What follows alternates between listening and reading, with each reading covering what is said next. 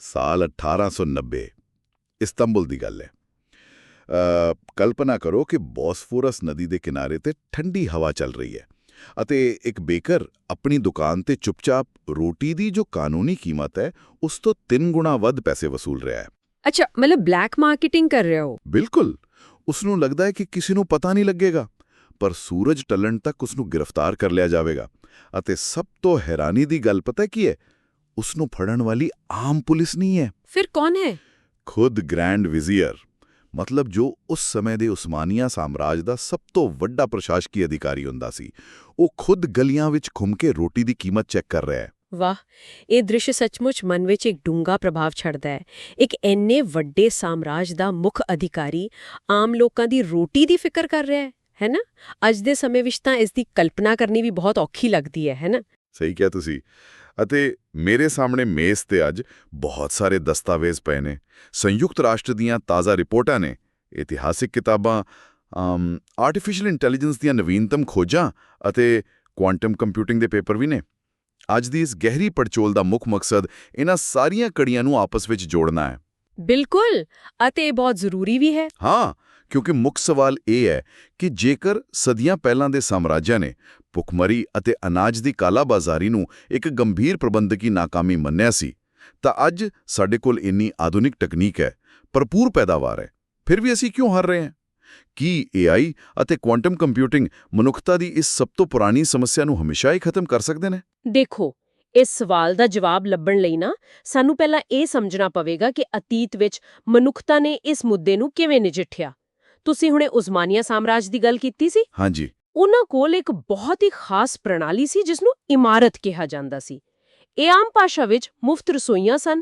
ਇਤਿਹਾਸਿਕ ਤੱਥ ਸਾਨੂੰ ਦੱਸਦੇ ਨੇ ਕਿ ਪੂਰੇ ਸਾਮਰਾਜ ਵਿੱਚ 200 ਤੋਂ ਵੱਧ ਇਮਾਰਤ ਬਣਾਏ ਗਏ ਸਨ। 200 ਤੋਂ ਵੱਧ? ਇਹ ਤਾਂ ਬਹੁਤ ਵੱਡਾ ਨੈਟਵਰਕ ਹੋ ਗਿਆ। ਬਿਲਕੁਲ। ਇਕੱਲੇ ਇਸਤਾਂਬੁਲ ਸ਼ਹਿਰ ਵਿੱਚ ਰੋਜ਼ਾਨਾ 30,000 ਲੋਕ ਖਾਣਾ ਖਾਂਦੇ ਸਨ। ਅਤੇ ਖਾਣੇ ਦਾ ਮਿਆਰ ਸੁਣੋਗੇ ਤਾਂ ਹੈਰਾਨ ਰਹਿ ਜਾਓਗੇ। ਫਤਿਹ ਇਮਾਰਤ ਵਿੱਚ ਰੋਜ਼ਾਨਾ 350 ਓਕਾ ਮੀਟ ਵੰਡਿਆ ਜਾਂਦਾ ਸੀ। ਇੱਕ ਮਿੰਟ, ਇਹ ਓਕਾ ਕੀ ਹੁੰਦਾ ਹੈ? ਓਕਾ ਉਸ ਸਮੇਂ ਦੀ ਵਜ਼ਨ ਮਾਪਣ ਦੀ ਇੱਕ ਇਕਾਈ ਸੀ। ਮਤਲਬ ਬਹੁਤ ਭਾਰੀ ਮਾਤਰਾ ਵਿੱਚ ਮੀਟ ਬਣਦਾ ਸੀ। ਕਿਆ ਬਾਤ ਹੈ! 350 ਓਕਾ ਮੀਟ ਰੋਜ਼ਾਨਾ।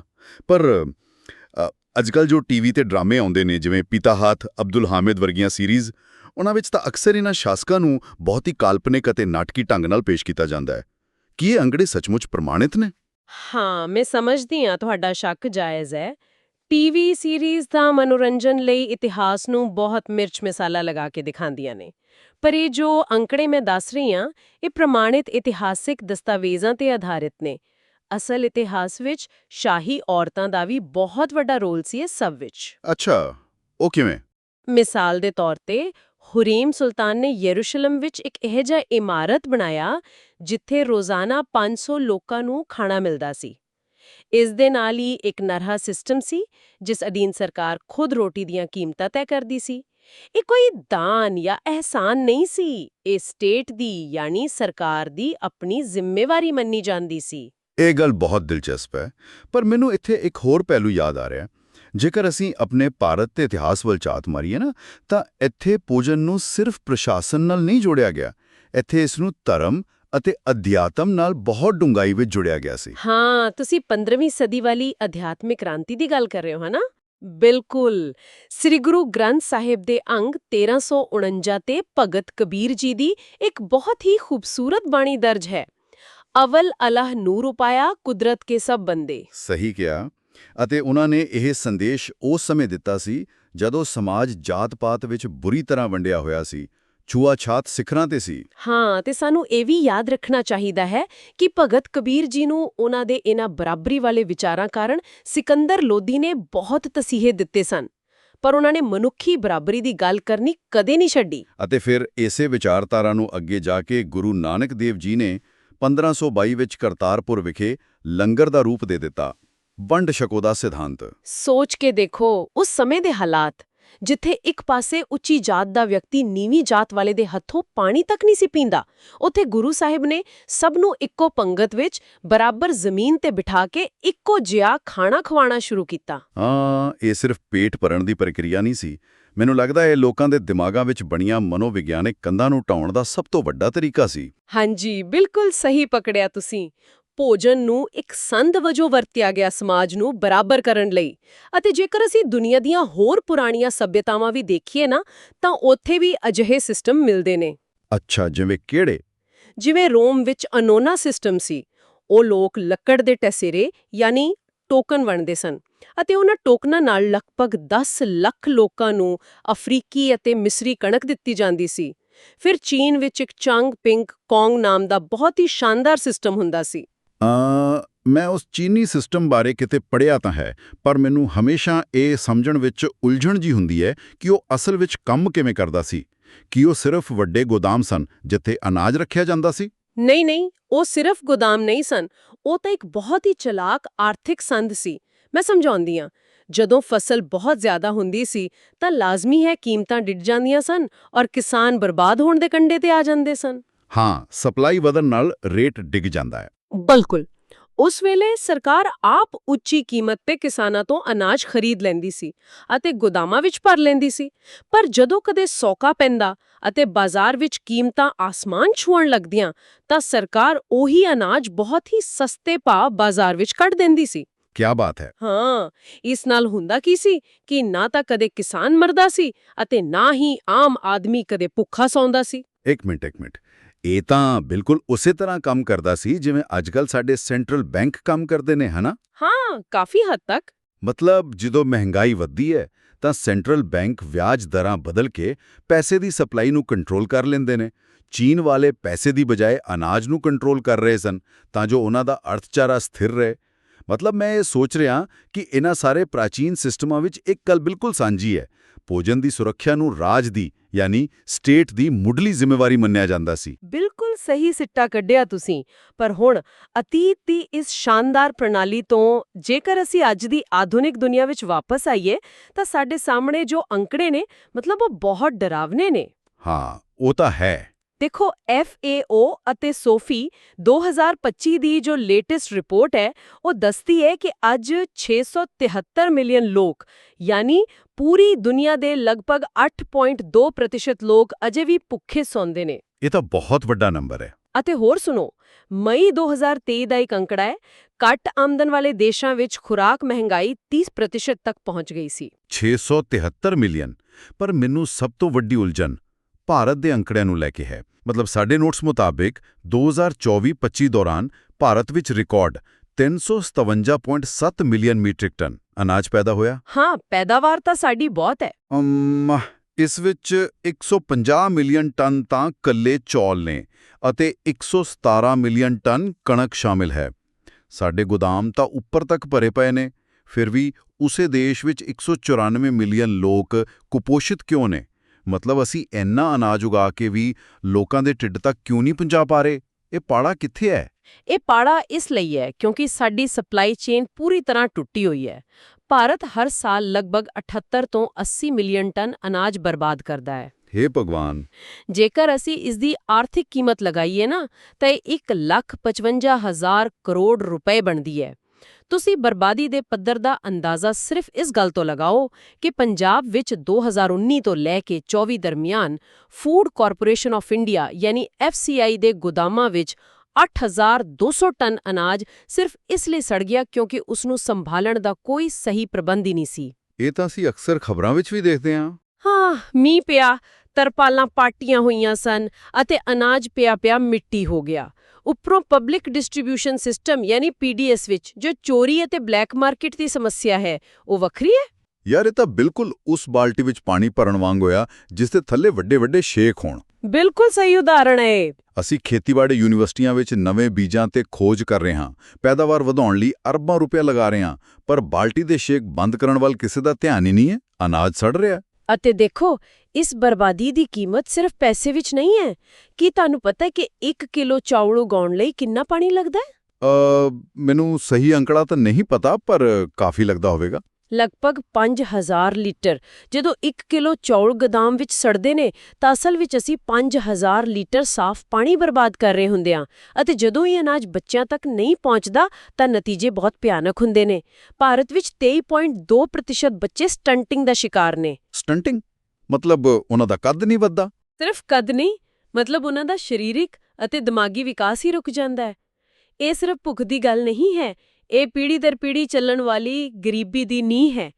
ਜੇ ਇੱਕ ਬੱਚੇ ਦਾ ਦਿਮਾਗ ਹੀ ਕਮਜ਼ੋਰ ਰਹਿ ਗਿਆ ਤਾਂ ਉਹ ਕਦੇ ਵੀ ਚੰਗੀ ਸਿੱਖਿਆ ਹਾਸਲ ਕਰਕੇ ਗਰੀਬੀ ਦੇ ਇਸ ਚੱਕਰ ਵਿੱਚੋਂ ਬਾਹਰ ਕਿਵੇਂ ਆਵੇਗਾ? ਇਹ ਸੱਚਮੁੱਚ ਦਿਲ ਦਹਿਲਾਉਣ ਵਾਲਾ ਹੈ। ਪਰ ਅਸੀਂ ਅੱਜ ਦੀ ਇਸ ਪੜਚੋਲ ਨੂੰ ਸਿਰਫ ਇਸੇ ਨਿਰਾਸ਼ਾ ਤੇ ਖਤਮ ਨਹੀਂ ਕਰਨਾ ਚਾਹੁੰਦੇ। ਸਾਡੇ ਸਰੋਤ ਇਸ਼ਾਰਾ ਕਰ ਰਹੇ ਨੇ ਕਿ ਇੱਕ ਬਹੁਤ ਵੱਡੀ ਤਕਨੀਕੀ ਜਾਗ੍ਰਿਤੀ ਆ ਰਹੀ ਹੈ। ਹਾਂ, ਬਿਲਕੁਲ ਆ ਰਹੀ ਹੈ। ਮੈਂ ਪੜ੍ਹ ਰਿਹਾ ਸੀ ਕਿ ਆਰਟੀਫੀਸ਼ੀਅਲ ਇੰਟੈਲੀਜੈਂਸ ਦੀ ਭੋਜਨ ਚੇਨ ਵਿੱਚ ਐਂਟਰੀ ਹੋ ਚੁੱਕੀ ਹੈ। ਤੁਸੀਂ ਮੈਨੂੰ ਬ੍ਰੇਕ ਤੋਂ ਪਹਿਲਾਂ CGIAR ਦੇ ਆਰਟੇਮਿਸ ਪ੍ਰੋਜੈਕਟ ਬਾਰੇ ਦੱਸ ਰਹੇ ਸੀ। ਇਹ ਅਸਲ ਵਿੱਚ ਜ਼ਮੀਨੀ ਪੱਧਰ ਤੇ ਕੀ ਕਰ ਰਿਹਾ ਹੈ? ਦੇਖੋ, ਆਰਟੇਮਿਸ ਪ੍ਰੋਜੈਕਟ ਕੰਪਿਊਟਰ ਵਿਜ਼ਨ ਨਾਲ ਕੰਮ ਕਰਦਾ ਹੈ। ਅੱਜ ਕਿਸਾਨ ਆਪਣੇ ਫੋਨ ਨਾਲ ਪੌਦੇ ਦੀ ਫੋਟੋ ਖਿੱਚਦਾ ਹੈ ਅਤੇ AI ਕੁਝ ਹੀ ਸੈਕਿੰਡਾਂ ਵਿੱਚ ਦੱਸ ਦਿੰਦੀ ਹੈ ਕਿ ਇਸ ਨੂੰ ਕਿਹੜੀ ਬਿਮਾਰੀ ਹੈ। ਪਰ ਇਸ ਤੋਂ ਵੀ ਵੱਡੀ ਖੋਜ ਹੈ ਗੂਗਲ ਦਾ AlphaFold। AlphaFold ਇਹ ਕੀ ਹੈ? ਇੱਕ AI ਮਾਡਲ ਹੈ ਜੋ ਪ੍ਰੋਟੀਨ ਸਟਰਕਚਰਸ ਨੂੰ ਬਹੁਤ ਡੂੰਘਾਈ ਵਿੱਚ ਸਮਝਦਾ ਹੈ। ਜਦੋਂ ਅਸੀਂ ਪੌਦੇ ਦੇ ਪ੍ਰੋਟੀਨ ਨੂੰ ਸਮਝ ਲੈਂਦੇ ਹਾਂ ਨਾ, ਤਾਂ ਅਸੀਂ ਅਜਿਹੀਆਂ ਫਸਲਾਂ ਤਿਆਰ ਕਰ ਸਕਦੇ ਹਾਂ ਜੋ ਬਿਮਾਰੀਆਂ ਨਾਲ ਖੁਦ ਲੜ ਸਕਣ ਅਤੇ ਘੱਟ ਪਾਣੀ ਵਿੱਚ ਵੀ ਵਧੀਆ ਪੈਦਾਵਾਰ ਦੇ ਸਕਣ। ਵਾਹ, ਇਹ ਤਾਂ ਕ੍ਰਾਂਤੀਕਾਰੀ ਹੈ। ਅਤੇ ਇਸ ਤੋਂ ਇਲਾਵਾ ਵਿਸ਼ਵ ਖੁਰਾਕ ਪ੍ਰੋਗਰਾਮ ਦਾ ਇੱਕ ਡੈਸ਼ਬੋਰਡ ਹੈ, ਹੰਗਰ ਮੈਪ ਲਾਈਵ, ਜੋ CNN LST ਮਾਡਲ ਵਰਤ ਕੇ 60 ਦਿਨ ਪਹਿਲਾਂ ਹੀ ਭੁੱਖਮਰੀ ਦੀ ਭਵਿੱਖਬਾਣੀ ਕਰ ਦਿੰਦਾ ਹੈ। ਰੁਕੋ, ਇਹ CNN LST ਮਤਲਬ ਇਹ ਸੁਣਨ ਨੂੰ ਬਹੁਤ ਭਾਰੀ ਅਤੇ ਤਕਨੀਕੀ ਜਿਹਾ ਲੱਗਦਾ ਹੈ। ਜੇ ਅਸੀਂ ਇਸ ਨੂੰ ਬਿਲਕੁਲ ਆਮ ਭਾਸ਼ਾ ਵਿੱਚ ਸਮਝਣਾ ਹੋਵੇ ਤਾਂ ਇਹ ਕੰਮ ਕਿਵੇਂ ਕਰਦਾ ਹੈ? ਹਾਂ, ਮੈਂ ਆਸਾਨ ਕਰਕੇ ਸਮਝਾਉਂਦੀ ਹਾਂ। ਇਸ ਨੂੰ ਇੰਜ ਸਮਝੋ ਕਿ ਜਿਵੇਂ ਤੁਹਾਡਾ ਦਿਮਾਗ ਮੌਸਮ, ਬੱਦਲਾਂ ਅਤੇ ਹਵਾ ਨੂੰ ਦੇਖ ਕੇ ਅੰਦਾਜ਼ਾ ਲਗਾ ਲੈਂਦਾ ਨਾ ਕਿ ਅੱਜ ਮੀਂਹ ਪਵੇਗਾ। ਹਾਂਜੀ। ਬਿਲਕੁਲ ਉਵੇਂ ਹੀ CNN ਯਾਨੀ ਕਨਵੋਲੂਸ਼ਨਲ ਨਿਊਰਲ ਨੈਟਵਰਕ ਤਸਵੀਰਾਂ ਜਾਂ ਸੈਟੇਲਾਈਟ ਡਾਟਾ ਵਿੱਚ ਪੈਟਰਨ ਦੇਖਦਾ ਹੈ, ਜਿਵੇਂ ਕਿਤੇ ਫਸਲ ਸੁੱਕ ਤਾਂ ਨਹੀਂ ਰਹੀ। ਅਤੇ LSTM ਪਿਛਲੇ ਕਈ ਸਾਲਾਂ ਦਾ ਰਿਕਾਰਡ ਯਾਦ ਰੱਖਦਾ ਹੈ। ਅੱਛਾ, ਮਤਲਬ ਪਾਸਟ ਡਾਟਾ। ਹਾਂ, ਜਦੋਂ ਇਹ ਦੋਵੇਂ ਚੀਜ਼ਾਂ ਮਿਲਦੀਆਂ ਨੇ ਤਾਂ ਇਹ ਆਮ ਤਰੀਕਿਆਂ ਨਾਲੋਂ 30 ਤੋਂ 60% ਵੱਧ ਸਹੀ ਅੰਦਾਜ਼ਾ ਲਗਾਉਂਦੇ ਨੇ ਕਿ ਅਗਲੇ 2 ਮਹੀਨਿਆਂ ਵਿੱਚ ਫਲਾਣੇ ਇਲਾਕੇ ਵਿੱਚ ਫਸਲ ਖਰਾਬ ਹੋਵੇਗੀ ਅਤੇ ਉੱਥੇ ਭੁੱਖਮਰੀ ਫੈਲੇਗੀ। ਠੀਕ ਹੈ, ਇਹ ਤਾਂ ਕਾਫੀ ਹੱਦ ਤੱਕ ਸਮਝ ਆ ਗਿਆ। ਪਰ ਮੇਰਾ ਸਵਾਲ ਉੱਥੇ ਹੀ ਖੜਾ ਹੈ। ਮਤਲਬ ਸਿਰਫ ਭਵਿੱਖਬਾਣੀ ਕਰਨ ਨਾਲ ਪੇਟ ਤਾਂ ਨਹੀਂ ਭਰਦਾ ਨਾ। ਸਾਨੂੰ ਪਤਾ ਲੱਗ ਗਿਆ ਕਿ ਭੁੱਖਮਰੀ ਆਵੇਗੀ, ਪਰ ਜੇ ਸਾਡੇ ਕੋਲ ਅਨਾਜ ਵੰਡਣ ਲਈ ਢਾਂਚਾ ਹੀ ਨਹੀਂ ਹੈ ਤਾਂ ਇਹਨਾਂ ਅੰਕੜਿਆਂ ਦਾ ਕੀ ਫਾਇਦਾ? ਇਹ ਸਵਾਲ ਬਿਲਕੁਲ ਸਹੀ ਹੈ। ਅਤੇ ਦੂਜੀ ਗੱਲ, ਮੈਂ ਕੁਆਂਟਮ ਕੰਪਿਊਟਿੰਗ ਬਾਰੇ ਪੜ੍ਹ ਰਿਹਾ ਸੀ, ਜੋ ਕਿਹਾ ਜਾਂਦਾ ਹੈ ਕਿ 2030-35 ਤੱਕ ਆ ਜਾਏਗੀ। ਕੀ ਇਹ ਸਿਰਫ ਹਵਾਈ ਗੱਲਾਂ ਨੇ, ਹਾਈਪ ਹੈ, ਜਾਂ ਜ਼ਮੀਨੀ ਪੱਧਰ ਤੇ ਸੱਚਮੁੱਚ ਕੁਝ ਬਦਲੇਗਾ? ਨਹੀਂ, ਇਹ ਬਿਲਕੁਲ ਹਵਾਈ ਗੱਲਾਂ ਨਹੀਂ ਨੇ। ਕੁਆਂਟਮ ਤਾਂ ਸਾਇੰਸ ਦਾ ਬੁਨਿਆਦੀ ਢਾਂਚਾ ਹੀ ਬਦਲਣ ਵਾਲੀ ਚੀਜ਼ ਹੈ। ਦੇਖੋ ਕਿ ਤੁਹਾਨੂੰ ਪਤਾ ਹੈ ਕਿ ਦੁਨੀਆ ਭਰ ਵਿੱਚ ਫਸਲਾਂ ਲਈ ਜੋ ਖਾਦ ਬਣਾਈ ਜਾਂਦੀ ਹੈ, ਉਹ ਹੇਬਰ-ਬੌਸ਼ ਪ੍ਰਕਿਰਿਆ ਰਾਹੀਂ ਬਣਦੀ ਹੈ। ਹਾਂ, ਮੈਂ ਕਦੇ ਕੈਮਿਸਟਰੀ ਵਿੱਚ ਪੜ੍ਹਿਆ ਸੀ ਕਿ ਹਵਾ ਵਿੱਚੋਂ ਨਾਈਟ੍ਰੋਜਨ ਲੈ ਕੇ ਅਮੋਨੀਆ ਬਣਾਇਆ ਜਾਂਦਾ ਹੈ। ਬਿਲਕੁਲ ਸਹੀ। ਪਰ ਇਹ ਪ੍ਰਕਿਰਿਆ ਇੰਨੇ ਉੱਚੇ ਤਾਪਮਾਨ ਅਤੇ ਦਬਾਅ ਤੇ ਹੁੰਦੀ ਹੈ ਕਿ ਇਹ ਇਕੱਲੀ ਪ੍ਰਕਿਰਿਆ ਪੂਰੀ ਦੁਨੀਆ ਦੀ ਕੁੱਲ ਊਰਜਾ ਦਾ 2% ਹਿੱਸਾ ਖਾ ਜਾਂਦੀ ਹੈ। 2%? ਸਿਰਫ ਖਾਦ ਬਣਾਉਣ ਲਈ? ਹਾਂ, ਹੁਣ ਹੈਰਾਨੀ ਦੀ ਗੱਲ ਦੇਖੋ, ਕੁਦਰਤ ਵਿੱਚ ਜੋ ਮਿੱਟੀ ਦੇ ਬੈਕਟੀਰੀਆ ਹੁੰਦੇ ਨੇ, ਉਹ ਇਹ ਕੰਮ ਬਿਨਾਂ ਕਿਸੇ ਉੱਚੇ ਤਾਪਮਾਨ ਦੇ ਬਹੁਤ ਆਸਾਨੀ ਨਾਲ ਕਰ ਲੈਂਦੇ ਨੇ। ਉਹ ਇੱਕ ਐਂਜ਼ਾਈਮ ਵਰਤਦੇ ਨੇ ਜਿਸ ਨੂੰ ਨਾਈਟ੍ਰੋਜਨੇਜ਼ ਕਹਿੰਦੇ ਨੇ। ਇਸ ਐਂਜ਼ਾਈਮ ਦੇ ਅੰਦਰ ਨਾ ਇੱਕ ਬਹੁਤ ਹੀ ਗੁੰਝਲਦਾਰ ਹਿੱਸਾ ਹੁੰਦਾ ਹੈ ਜਿਸ ਨੂੰ ਫੀਮੋਕੋ ਕਲਸਟਰ ਕਹਿੰਦੇ ਨੇ। ਤਾਂ ਫਿਰ ਸਾਡੇ ਵਿਗਿਆਨੀ ਉਸ ਬੈਕਟੀਰੀਆ ਦੀ ਨਕਲ ਕਿਉਂ ਨਹੀਂ ਕਰ ਲੈਂਦੇ? ਅੱਜਕੱਲ ਤਾਂ ਸਾਡੇ ਕੋਲ ਇੰਨੇ ਵੱਡੇ ਸੁਪਰ ਕੰਪਿਊਟਰ ਨੇ, ਇਹ ਤਾਂ ਸੌਖਾ ਹੋਣਾ ਚਾਹੀਦਾ। ਇਹੀ ਤਾਂ ਸਭ ਤੋਂ ਵੱਡੀ ਸਮੱਸਿਆ ਹੈ। ਸੁਪਰ ਕੰਪਿਊਟਰ ਅਸਲ ਵਿੱਚ ਆਮ ਕੰਪਿਊਟਰਾਂ ਵਾਂਗ ਹੀ ਕੰਮ ਕਰਦੇ ਨੇ, ਬਸ ਥੋੜੇ ਤੇਜ਼ ਨੇ, ਇੱਕ ਸਮੇਂ ਵਿੱਚ ਇੱਕ ਕੰਮ ਕਰਦੇ ਨੇ। ਔਰ ਫੀਮੋਕੋ ਕਲਸਟਰ ਇੰਨਾ ਗੁੰਝਲਦਾਰ ਹੈ ਕਿ ਦੁਨੀਆ ਦਾ ਸਭ ਤੋਂ ਤੇਜ਼ ਸੁਪਰ ਕੰਪਿਊਟਰ ਵੀ ਉਸ ਨੂੰ ਸਿਮੂਲੇਟ ਨਹੀਂ ਕਰ ਸਕਦਾ। ਅੱਛਾ, ਫਿਰ ਕੁਆਂਟਮ ਇੱਥੇ ਕੀ ਕਰੇਗਾ? ਕੁਆਂਟਮ ਕੰਪਿਊਟਰ ਬਹੁਤ ਵੱਖਰੇ ਤਰੀਕੇ ਨਾਲ ਕੰਮ ਕਰਦਾ ਹੈ। ਇਹ ਸਾਰੀਆਂ ਸੰਭਾਵਨਾਵਾਂ ਨੂੰ ਇੱਕੋ ਸਮੇਂ ਚੈੱਕ ਕਰਦਾ ਹੈ। ਜਿਵੇਂ ਮੰਨ ਲਓ ਤੁਸੀਂ ਕਿਸੇ ਭੁਲੇਖੇ ਵਾਲੇ ਰਸਤੇ ਯਾਨੀ ਮੇਜ਼ ਵਿੱਚੋਂ ਬਾਹਰ ਨਿਕਲਣਾ ਹੋਵੇ, ਤਾਂ ਆਮ ਕੰਪਿਊਟਰ ਇੱਕ-ਇੱਕ ਰਸਤਾ ਚੈੱਕ ਕਰੇਗਾ, ਪਰ ਕੁਆਂਟਮ ਸਾਰੇ ਰਸਤਿਆਂ ਤੇ ਇੱਕੋ ਸਮੇਂ ਤੁਰ ਪਵੇਗਾ। ਜਦੋਂ ਕੁਆਂਟਮ ਕੰਪਿਊਟਰ ਫੀਮੋਕੋ ਨੂੰ ਸਮਝ ਲਵੇਗਾ ਤਾਂ ਅਸੀਂ ਗ੍ਰੀਨ ਫਰਟੀਲਾਈਜ਼ਰ ਬਣਾ ਸਕਾਂਗੇ। ਊਰਜਾ ਦੀ ਕੋਈ ਬਰਬਾਦੀ ਨਹੀਂ ਹੋਵੇਗੀ।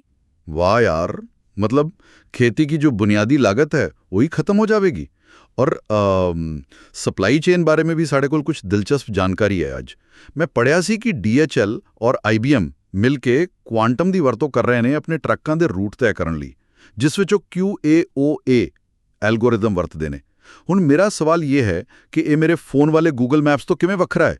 ਗੂਗਲ ਮੈਪਸ ਵੀ ਤਾਂ ਮੈਨੂੰ ਸਭ ਤੋਂ ਛੋਟਾ ਰਸਤਾ ਦੱਸ ਹੀ ਦਿੰਦਾ ਹੈ। ਦੇਖੋ, ਗੂਗਲ ਮੈਪਸ ਸਿਰਫ ਮੌਜੂਦਾ ਟ੍ਰੈਫਿਕ ਨੂੰ ਦੇਖ ਕੇ ਤੁਹਾਡੀ ਇੱਕ ਗੱਡੀ ਜਾਂ ਟਰੱਕ ਲਈ ਰਸਤਾ ਦੱਸਦਾ ਹੈ।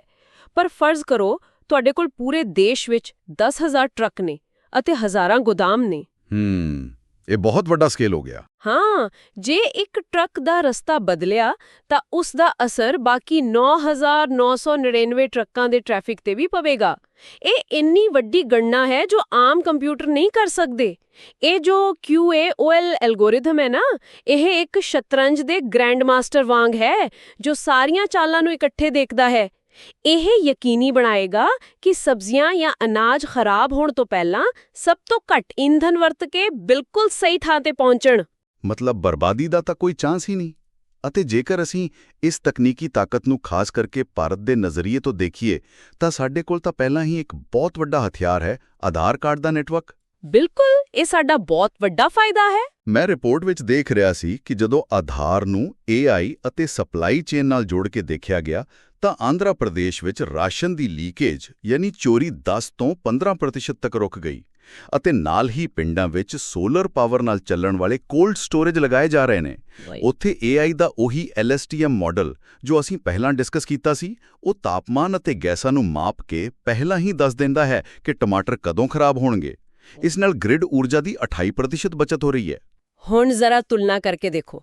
ਤੁਹਾਨੂੰ 1890 ਦੇ ਉਸਮਾਨੀਆ ਸਾਮਰਾਜ ਵਾਲਾ ਉਹ ਗ੍ਰੈਂਡ ਵਿਜ਼ੀਅਰ ਯਾਦ ਹੈ ਜਿਸ ਦੀ ਆਪਾਂ ਸ਼ੁਰੂ ਵਿੱਚ ਗੱਲ ਕੀਤੀ ਸੀ? ਹਾਂਜੀ, ਜੋ ਬਾਜ਼ਾਰ ਵਿੱਚ ਘੁੰਮ ਰਿਹਾ ਸੀ। ਜਿਸ ਕੰਮ ਨੂੰ ਕਰਨ ਲਈ ਉਸ ਨੂੰ ਪੂਰਾ ਹਫ਼ਤਾ ਬਾਜ਼ਾਰਾਂ ਵਿੱਚ ਤੁਰਨਾ ਪੈਂਦਾ ਸੀ, ਕੀਮਤਾਂ ਦੇਖਣੀਆਂ ਪੈਂਦੀਆਂ ਸਨ।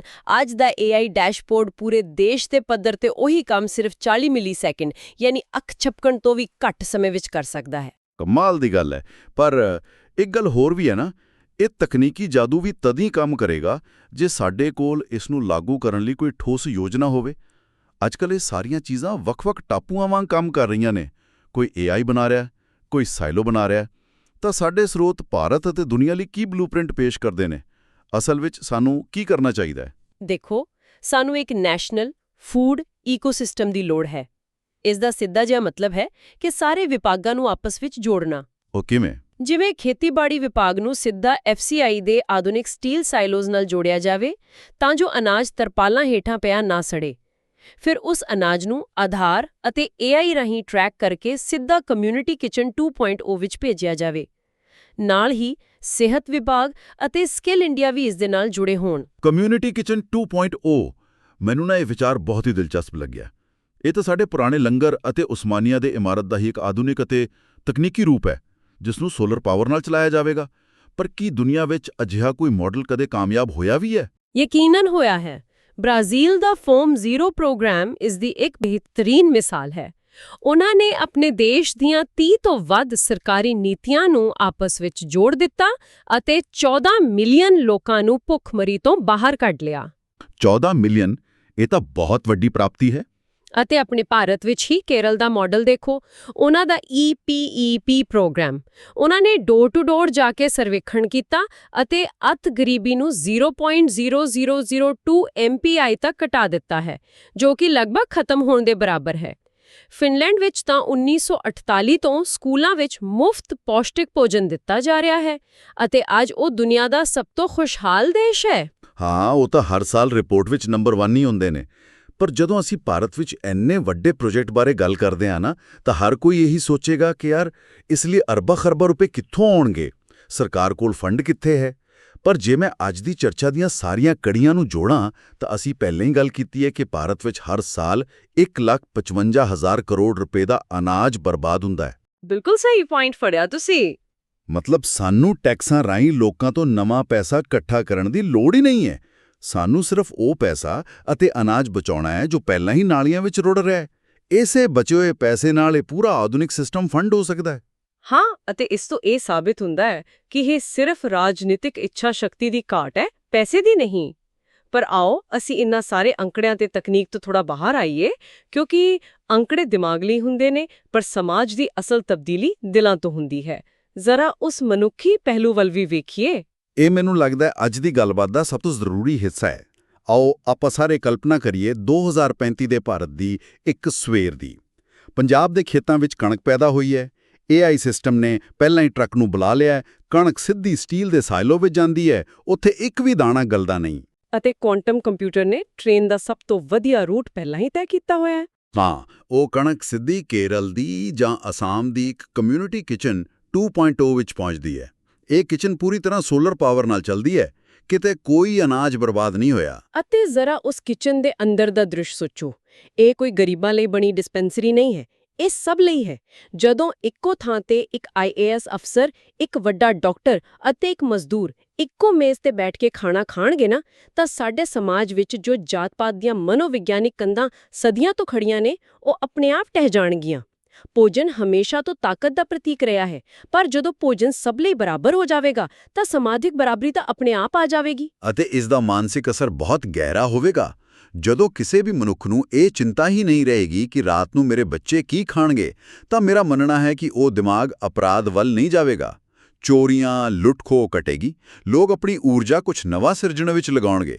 ਇਨਸਾਨੀਅਤ ਦੀ ਰਚਨਾਤਮਕਤਾ ਇੱਕ ਵੱਖਰੇ ਪੱਧਰ ਤੇ ਪਹੁੰਚ ਜਾਵੇਗੀ। ਸੋ ਕਿਆ ਅਸੀਂ ਭੁੱਖਮਰੀ ਦੇ ਡਰ ਤੋਂ ਮੁਕਤ ਹੋ ਕੇ ਸ਼ਾਇਦ ਮਨੁੱਖਤਾ ਦੇ ਸੁਨਹਿਰੇ ਯੁੱਗ ਵਿੱਚ ਪ੍ਰਵੇਸ਼ ਕਰ ਜਾਵਾਂਗੇ।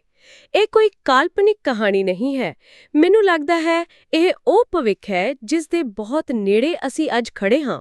ਸੱਚਮੁੱਚ ਅੱਜ ਦੀ ਇਸ ਗਹਿਰੀ ਪੜਚੋਲ ਨੂੰ ਖਤਮ ਕਰਦਿਆਂ ਇਹਨਾਂ ਸਾਰੀਆਂ ਗੱਲਾਂ ਤੋਂ ਪਰੇ ਇੱਕ ਬਹੁਤ ਹੀ ਡੂੰਘਾ ਸਵਾਲ ਉੱਠਦਾ ਹੈ, ਜੋ ਮੈਂ ਸਭ ਲਈ ਛੱਡ ਕੇ ਜਾਣਾ ਚਾਹੁੰਦਾ ਹਾਂ। ਹਾਂਜੀ, ਦੱਸੋ। ਜੇਕਰ ਆਉਣ ਵਾਲੇ ਦਹਾਕੇ ਵਿੱਚ ਕੁਆਂਟਮ ਕੰਪਿਊਟਰ ਅਤੇ AI ਸੱਚਮੁੱਚ ਸਾਨੂੰ ਹਵਾ, ਪਾਣੀ ਅਤੇ ਧੁੱਪ ਤੋਂ ਅਸੀਮਿਤ ਭੋਜਨ ਬਣਾਉਣ ਦੇ ਕਾਬਲ ਬਣਾ ਦਿੰਦੇ ਨੇ, ਜਿੱਥੇ ਖੇਤੀ ਲਈ ਜ਼ਮੀਨ ਦੀ ਵੀ ਲੋੜ ਨਹੀਂ ਰਹਿੰਦੀ, ਤਾਂ ਕੀ ਅਸੀਂ ਅਨਾਜ ਪ੍ਰਤੀ ਉਹ ਸਤਿਕਾਰ ਗੁਆ ਦੇਵਾਂਗੇ ਜੋ ਸਾਡੇ ਪੁਰਖਿਆਂ ਦੇ ਦਿਲਾਂ ਵਿੱਚ ਸੀ? ਕੀ ਮੁਫਤ ਅਤੇ ਅਸੀਮਿਤ ਰੋਟੀ ਸਾਨੂੰ ਕੁਦਰਤ ਦਾ ਵਧੇਰੇ ਸ਼ੁਕਰਗੁਜ਼ਾਰ ਬਣਾਏਗੀ, ਜਾਂ ਭੋਜਨ ਸਿਰਫ ਇੱਕ ਮਸ਼ੀਨੀ ਉਤਪਾਦ ਬਣ ਕੇ ਰਹਿ ਜਾਵੇਗਾ? ਅਤੇ ਜੇਕਰ ਮਨੁੱਖ ਨੂੰ ਆਪਣਾ ਪੇਟ ਭਰਨ ਲਈ ਕੰਮ ਹੀ ਨਹੀਂ ਕਰਨਾ ਪਵੇਗਾ, ਤਾਂ ਇਸ ਧਰਤੀ ਤੇ ਇਨਸਾਨ ਦਾ ਅਸਲ ਮਕਸਦ ਕੀ ਰਹਿ ਜਾਵੇਗਾ? ਇਹ ਇੱਕ ਅਜਿਹਾ ਸਵਾਲ ਹੈ ਜੋ ਸ਼ਾਇਦ ਹਰ ਇਨਸਾਨ ਨੂੰ ਆਪਣੇ ਆਪ ਤੋਂ ਪੁੱਛਣਾ ਚਾਹੀਦਾ ਹੈ। ਸਾਡੇ ਨਾਲ ਇਸ ਡੂੰਗੀ ਚਰਚਾ ਵਿੱਚ ਜੁੜਨ ਲਈ ਧੰਨਵਾਦ।